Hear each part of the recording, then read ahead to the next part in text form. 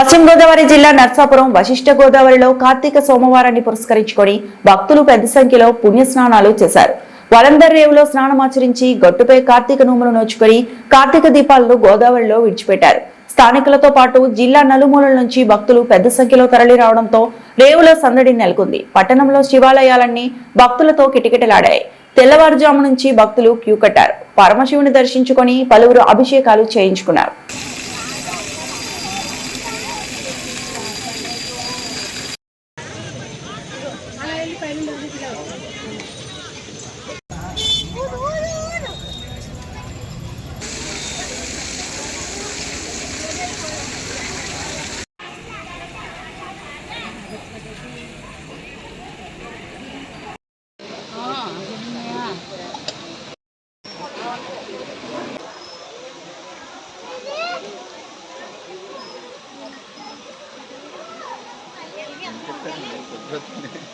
iya kan.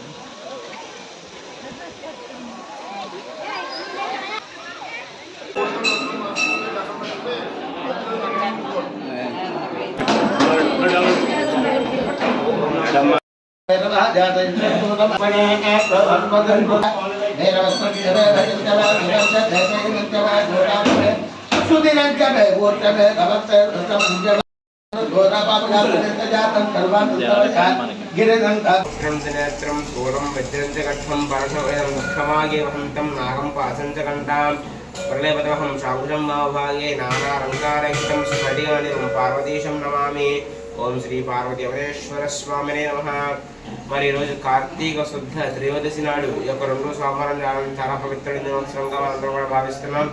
అలాగే పవిత్రమైన దినోత్సవం నాడు కూడా ఈ యొక్క స్వామివారికి అభిషేకాలు పూజలు చేయడం వల్ల ఎవరికైతే రుణబాధలు ధనధాన్యంలో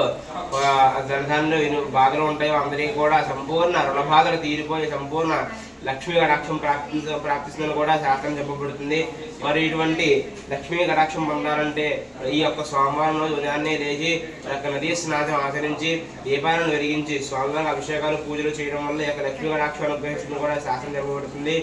అలాగే మన నరసాపురంలో ఉన్నటువంటి యొక్క గోదావరి నది నాసిక్లో పుట్టి అక్కడి నుంచి రాష్ట్రాలని దాచుకుంటూ కూడా ఇలా ప్రవహిస్తూ నరసాపురం చేరి ఎక్కడ సముద్రంలో కానీ మహాసంగమంగా ఉద్భవించింది. మరి మహాసంగమంలో నదీ స్నానం ఆచరించడం వల్ల ఎంతో పుణ్యం లభిస్తుంది. అలాంటిటువంటి కార్తీక మాసంలో పుణ్యమాసంలో చేయడం వల్ల మరి యొక్క స్వామివారి అనుగ్రహం అలాగే కార్తీక దాముల అనుగ్రహం కూడా పొంది సంపూర్ణ లక్ష్మీ కటాక్షం ప్రాప్తిస్తుంది. అలాగే యొక్క కార్తీక మాసం అనేది కూడా దక్షిణమైన పుణ్యకాలంలో అన్ని మాసాల్లో కల్లా పవిత్రమైన మాసం ఈ కార్తీక మాసం.